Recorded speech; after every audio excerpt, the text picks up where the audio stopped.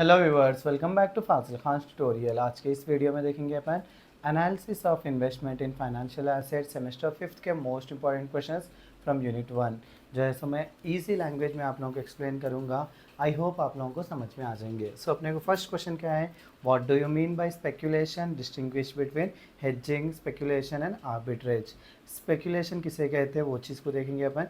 Speculation is an activity in the financial market where investors take risk intentionally with the objective of earning high profit from short term price movements।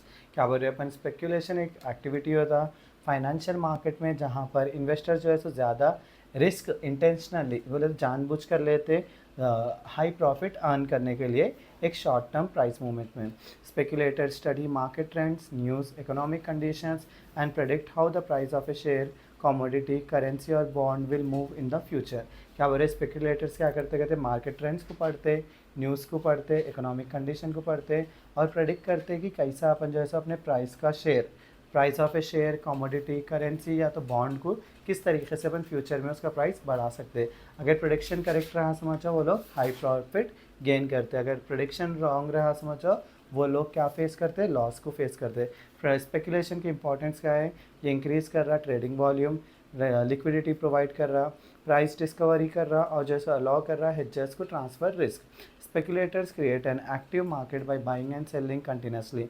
Thus speculation is a high risk high reward activity. Speculators क्या करते हैं, एक active market बनाते जहाँ पे buying और selling जो है सो कंटिन्यूसली करते। उससे क्या होता है, हाई रिस्क होता या तो हाई रिवॉर्ड मिल जाता उन लोगों को। सो डिफरेंस क्या है, hedging. Hedging is a method use to reduce और avoid risk due to price fluctuations. Hedging एक मेथड होता है जिससे अपन क्या करते हैं, प्राइस को रिड्यूस करते हैं, रिस्क को अवॉइड करते जब कभी भी प्राइस फ्लक्चुएशंस हुआ तो।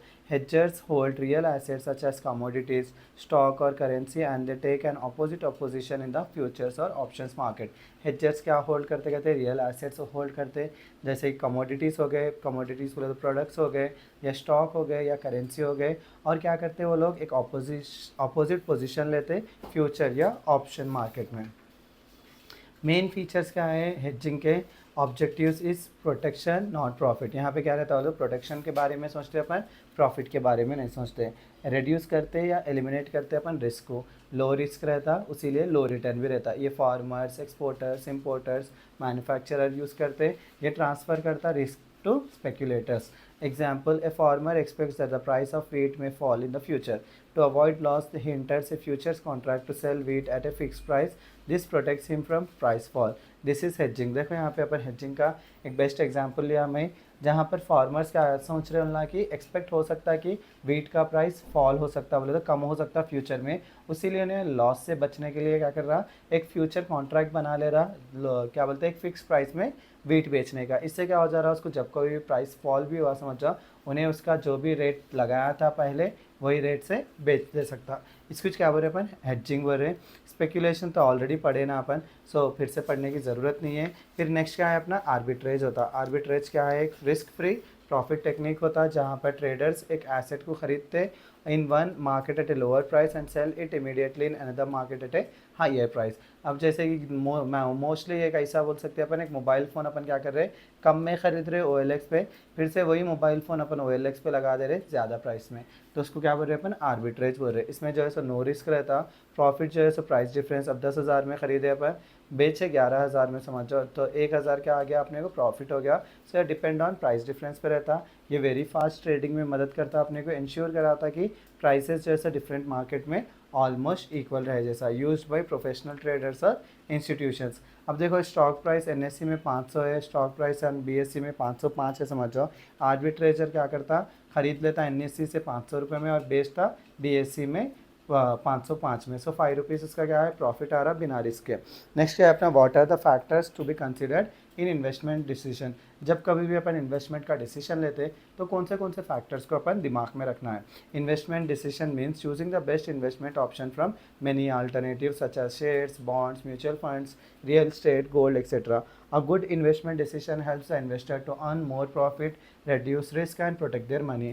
एक इन्वेस्टमेंट डिसीजन बोले तो बेस्ट इन्वेस्टमेंट को चूज़ करना मेनी ऑल्टरनेटिव्स में से, जैसे कि शेयर्स हो गए, बॉन्ड्स हो गए, म्यूचुअल फंड्स हो गए, रियल स्टेट हो गया या तो गोल्ड हो गया। अच्छा डिसीजन लिए समझ जाओ अपने क्या आता, अच्छा प्रॉफिट आता, रिस्क कम होता और जैसा अपन मनी को प्रोटेक्ट कर सकते हैं। Investment decisions influence by many factors, the major factors are explain below. Risk बोले तो possibility of losing money, every investment carries some level of risk. Shares have high risk, government securities have low risk, real estate has moderate risk. An investor must study market risk, business risk, financial risk and economic risk before investing. फिर next क्या है अपना return होता है। Return is the profit earn from an investment. इसके अंदर include रहता है इंटरेस्ट हो गया, डिविडेंड हो गया, कैपिटल गेन्स हो गया, बोनस हो गया, अप्रिसिएशन इन वैल्यू हो गया। A good investment should give maximum return with minimum risk. Investors calculate expected return, past returns and possible future returns before deciding. Next क्या है अपना liquidity. Liquidity means how quickly an asset can be converted into cash. कितना जल्दी अपन एक asset को cash में convert कर ले सकते हैं। जैसे कि shares have high liquidity, mutual funds have moderate liquidity, land and building have very low liquidity. Investors must consider liquidity if they may need money urgently. Safety of capital. Safety means that the original amount invested should not be lost. Investors prefer safe investment like bank deposit. Safety का मतलब क्या है कि original जो भी पैसे लगा रहे हैं अपन कंपनी में वो लॉस नहीं होना। इन्वेस्टर्स हमेशा क्या करना, सेफ इन्वेस्टमेंट्स के बारे में ही सोचना। जैसे कि बैंक डिपॉजिट हो गया, गवर्नमेंट बॉन्ड्स हो गए, पब्लिक सेक्टर डिबेंचर्स हो गए, ये सेफ्टी प्रोवाइड करते हैं क्योंकि कंजर्वेटिव इन्वेस्टर्स रहते। Time horizon, investment period. Investment decisions depend on how long the investor wants to invest. Short term बोले तो ट्रेजरी बिल्स या मनी मार्केट फंड्स हो गए, मीडियम टर्म बोले तो बॉन्ड्स या डिबेंचर्स हो गए, लॉन्ग टर्म बोले शेयर्स हो गए, रियल स्टेट हो गए या रिटायरमेंट स्कीम्स हो गए। Long term investments generally give higher returns. Next क्या, tax benefits. Some investment give tax advantages such as PPF, ELSS mutual funds, national saving scheme, life insurance और NPS। Tax saving investment increase the net return of the investor. Next क्या है अपना inflation होता। Inflation क्या reduce कर रहा है, purchasing power of money क्या बोलते हैं, रिड्यूस कर रहा है। If inflation is high the value of investment return decreases. अगर इन्फ्लेशन ज़्यादा रहा समझ जाओ वैल्यू ऑफ इन्वेस्टमेंट क्या होता है, डिक्रीज हो जाता। अगर इन्फ्लेशन लो रहा समझ जाओ वैल्यू ऑफ इन्वेस्टमेंट क्या होता है, ज़्यादा हो जाता। Market conditions. Investment decisions are heavily influenced by economic growth, interest rates. Next क्या है, political stability, government policies, international news और stock market trends. A favourable market condition encourages more investment. Next क्या है अपना diversification. Diversification means investing money in different types of asset to reduce risk. क्या कर रहे हैं अपन, अपना मनी को जो है सो अलग अलग तरीकों क्या बोलते हैं टाइप्स ऑफ एसेट में इन्वेस्ट कर रहे हैं समझ जाओ। एक एसेट से अगर मेरे को लॉस भी आ रहा समझ जाओ, दूसरे एसेट से क्या आ सकता, प्रॉफिट में कन्वर्ट कर ले सकते हैं अपन। सो 50% शेयर्स में अप्लाई करना है अपन, 30% बॉन्ड में, 20% जैसे रियल एस्टेट में। Diversification protects the investor if one investment performs poorly. Investment investors income level. People with high and stable income can invest in risky assets. People with low or unstable income prefer safe investments. Next क्या है अपना, what do you mean by risk? Explain the methods of risk measurement. Risk means the possibility of loss in an investment due to uncertain future events. Risk का मतलब क्या है, profitability of possibility of loss को बोल रहे हैं अपन, एक investment में आ सकता क्योंकि फ्यूचर क्या रहता, अनसर्टेन रहता। So in financial terms risk is the chance that the actual return will be different from the expected return. Risk जो है सो फाइनेंशियल टर्म्स में क्या बोल रहे हैं अपन, सोचे थे 10,000 रिटर्न आता बोल के, उसमें से अपने को 1,000 ही रिटर्न आ रहा समझ जाओ, उसको क्या बोल रहे हैं अपन, रिस्क बोल रहे हैं। जहाँ पे हाइयर रिस्क रहता वहाँ पे हाइयर रिटर्न्स रहते हैं, जहाँ पर लोअर रिस्क रहता वहाँ पे लोअर रिटर्न रहते हैं। Methods of measuring risk. There are several methods used to measure risk in finance. The important ones are range. Range बोले तो difference between return and lowest return. Highest return और lowest return के बीच में का अपन value find out कर लिए समझ जाओ, उसको क्या बोल रहे हैं अपन, रेंज बोल रहे हैं। It shows how widely the returns fluctuate. Highest return range is equal to higher risk. Next क्या अपना variance. Variance measures the spread of returns from the average return. If returns fluctuate more, variance will be high, risk is high. क्या बोल रहे, variance क्या बताता अपने को, कितना अपना रिटर्न जो है स्प्रेड हो सकता एवरेज रिटर्न से। अगर वेरिएंस ज़्यादा रहा समझो अपने को रिस्क भी क्या रहता, ज़्यादा रहता। नेक्स्ट क्या अपना स्टैंडर्ड डिविएशन होता, ये स्क्वायर रूट ऑफ वेरिएंस होता है। वेरिएंस का क्या रहता है, स्क्वायर रूट रहता। ये अपने को बताता कि कितना रिटर्न जो है सो डिविएट हो सकता, चेंज हो सकता एवरेज रिटर्न से। It is most commonly use method to measure risk. ये जो है सो मोस्ट कॉमनली यूज़ करते हैं अपन रिस्क को मेजर करने के लिए। हाई स्टैंडर्ड डिविएशन रहा तो हाई रिस्क रहता।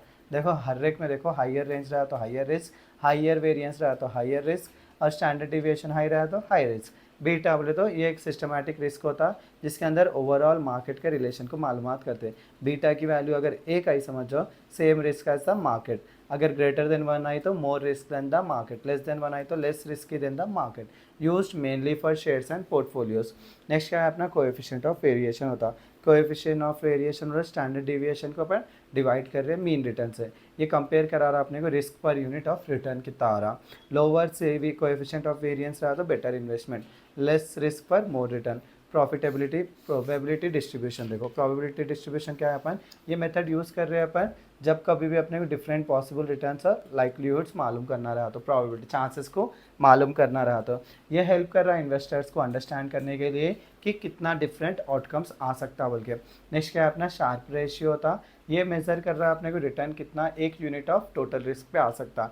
हाइयर शार्प रेशियो रहा तो इंडिकेट्स बेटर परफॉर्मेंस। तो कंक्लूजन अपना लिखना चाह रहे तो लिखो, या नहीं लिखना चाह रहे तो मत लिखो। नेक्स्ट क्या है अपना explain the concept of return, distinguish between realise return and expected return. The concept of return refers to the gain और profit and investor earns from an investment. क्या बोल रहे हैं ये कॉन्सेप्ट ऑफ रिटर्न, क्या बता रहा है अपने को कि एक इन्वेस्टर क्या बोलते कितना प्रॉफिट गेन कर सकता एक इन्वेस्टमेंट से। ये reward for investing money and taking risk, it is the reward for investing money and taking risk. Return is the difference between the amount received from an investment and the amount invested.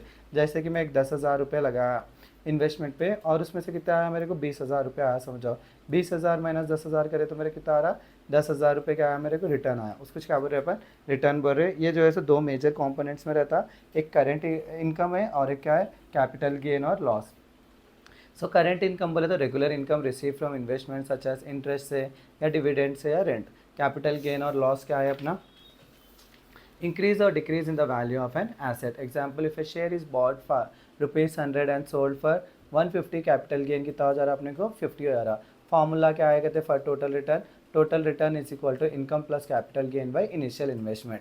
Return important इसलिए है कि ये compare करा रहा different investment options, major करा रहा performance को, decide करा रहा कि किधर इन्वेस्ट करना, अंडरस्टैंड करा रहा कि relation between risk and reward. This return represents the overall benefit earn from investing. तो देखो उन्हें डिफरेंस पूछ रहा ना आपने, डिफरेंस में अपना ये बॉक्स बना लो, मैं भूल गया बॉक्स बनाना। बेसिस रियलाइज रिटर्न और एक्सपेक्टेड रिटर्न, मीनिंग तो आप लोग ऑलरेडी पढ़े वही सेम लिख देना। नेचर क्या है इसका हिस्ट्रिकल और पास्ट परफॉर्मेंस पे डिपेंड करता।